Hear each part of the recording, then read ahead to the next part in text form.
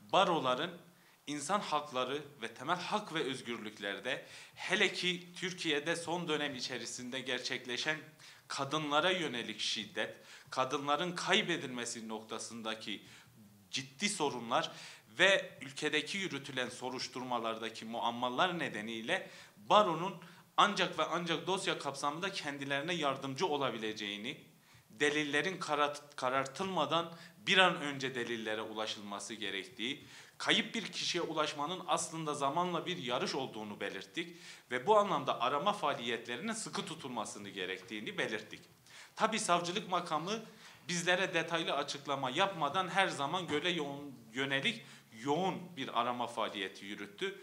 Ancak o süreç içerisinde de açıkladığımız gibi gerek yurdun aileyi ve kolluğu geç bilgilendirmesi nedeniyle ihmalinden kaynaklı soruşturmanın geç başlaması, gerek ise savcılık makamının 100. Yıl Üniversitesi'ndeki giriş çıkışları etkili bir şekilde kontrol altında almayışı, özellikle ki yanında bulunan 100. Yıl Üniversitesi'nin yanında bulunan köylük alana yönelik sıkı bir güvenlik önlemi almamış olması ciddi eksikliklerdi. Biz savcılığa her zaman bu eksiklikleri bir an önce tamamlaması gerektiği ve sürece yayıldıkça aslında Diyarbakır'da gerçekleşen Gülistan Doku dosyası gibi bir dosya oluşacağını belirttik. Fakat savcılık bizi her zaman dışında tutarak bizler gerekeni yapıyoruz noktasında cevaplarla dosyayı sürdürdü. Nihayetinde Gülistan Doku'nun cansız bedenine ulaşıldıktan sonra kamuoyunun da bildiği üzere Van ilinde sahil kısmında Molakasın dediğimiz köy yerleşkesinin bölgesinde bir vatandaş tarafından fark edildi cansız bedeni. Fakat bakanlığın yaptığı açıklamada cansız bedeninin kolluk görevlilerince tespit edildiği şeklinde bir açıklamaya döndü. Dolayısıyla kamuoyunun yanlış bilgilendirilmesi üzerine dosyada ister istemez kuşkular oluşmaya başladı. Bunun ötesinde bizler sivil toplum kuruluşları, Van Barosu Başkanı olarak ve Kadın Merkezimiz olarak adli tıp sürecini takip etmek istedik. Savcılık makamı bizi adli tıp sürecinin dışında tutmaya çalıştı. Biz Van Barosu olarak, Van Barosu Başkanı olarak adli tıpta CMK'daki düzenlemeler gereği temsilci bulundurma hakkımızın olduğunu hatırlatarak avukat ve alanında uzman bir doktoru bulundurabileceğimizi hatırlatmamıza rağmen savcılıkça bu talebimiz reddedildi. Bunun üzerine biz Roji'nin babası ile yaptığımız görüşme neticesinde baro başkanı olarak aynı zamanda aile avukatı olarak dosyaya dahil olduğumuzu savcının huzurunda Rojin Kabayiş'in babası da beyanda bulunarak kendisine artık bu saatten sonra baro başkanı sıfatıyla değil, yine ailenin avukatı sıfatıyla süreci takip ettiğimizi söyleyerek o saatten sonra avukat olarak dosya kapsamında yürütülecek adli tıp işlemlerine bir temsilci bulundurmasının zorunlu olduğunu hatırlattık. Tabii uzun ısrarlara rağmen savcılık en sonunda uzman doktor temsilcimiz olarak takipçi olması noktasında kabul etmek durumunda kaldı. Otopsi işlemleri gerçekleştikten sonra otopsi raporu dediğimiz ön rapor hazırlandı. Ön rapor hazır bulunanların ve yine aile bireyinin imzası alınarak hazırlanan genel tespit noktasındaki bir tutanaktır.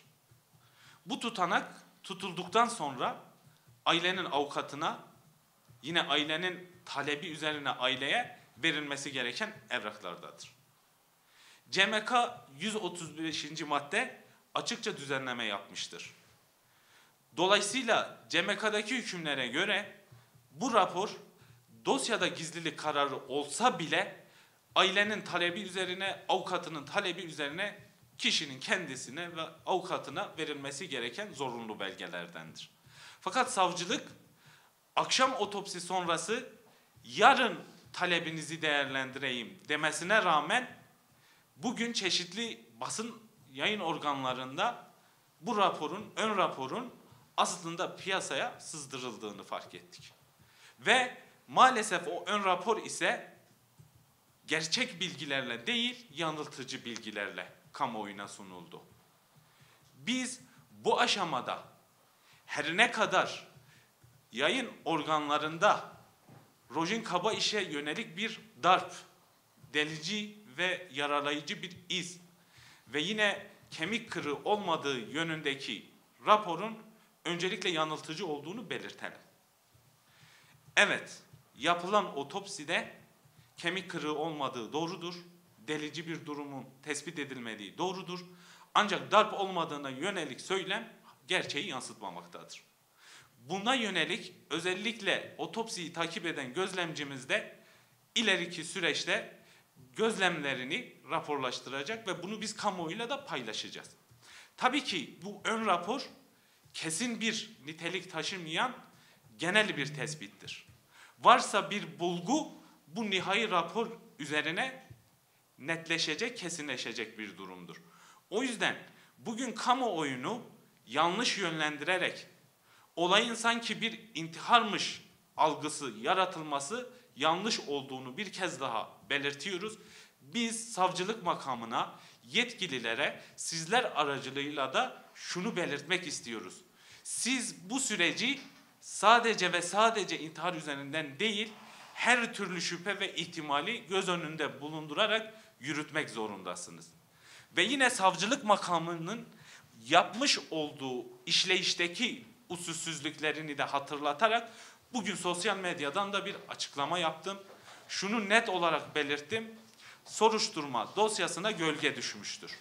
Çünkü avukatına ve ailesine verilmeyen raporun alttan başka kimler tarafından verildiğini bilmediğimiz raporun sızdırılması aslında dosyayı yanlış yönlendirmeye yönelik, algı oluşturmaya yönelik hukuksuz bir tutum olduğunu da bir kez daha hatırlatıyorum.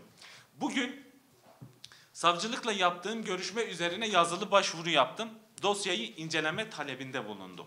Özellikle şöyle belirtelim. 04.10.2024 tarihi itibariyle sulh cezanın vermiş olduğu gizlilik kararının bugün alınan ön raporu kapsamadığını, CMK 135'e göre bu kapsam dışında kaldığını, bu nedenle ailenin savcı huzurunda bizleri avukat olarak temsil etmemizi söylediğini, avukatın da dosyada vekalet sunmaksızın belge inceleyebileceğini hatırlatarak yazılı olarak talepte bulunduk. Fakat savcılık makamı bu talebimizi hukuka aykırı, yasal mevzuata aykırı, düzenlemeye aykırı bir şekilde reddetti. İşte bu noktada red sebebini ise vekalet olmayışına dayandırdı. Biz savcıya şunu hatırlattık. Siz bugün vekalet olmadığı için reddettiğiniz talebi akşam babanın, asilin talep etmesine rağmen yine reddettiniz. Sizin burada red gerekçeniz her ne kadar vekaletse akşamleyin babaya yarın bakayım demeniz bahanedir. Soruşturmayı kamuoyundan, Van Barosu'ndan kaçırmaktır. Dolayısıyla bu soruşturmanın yürütülme usulü hukuka aykırıdır. Artık bu dosyada bir şüphe vardır. Soruşturma usulünde bir şüphe vardır. Biz burada yine sizler aracılığıyla Van Cumhuriyet Başsavcılığına ve yine yetkililere bu soruşturmanın kamuoyundan gizlenilerek, yanıltılarak yürütülemeyeceğini, Van Barosu'ndan saklanılarak yürütülemeyeceğini ve hele hele ailenin avukat olarak bizi tayin etmesine rağmen bize ve aileye bilgi verilmemesini ciddi hukuksuzluk olduğunu, ciddi şüpheler içerdiğini bir kez daha belirtiyoruz.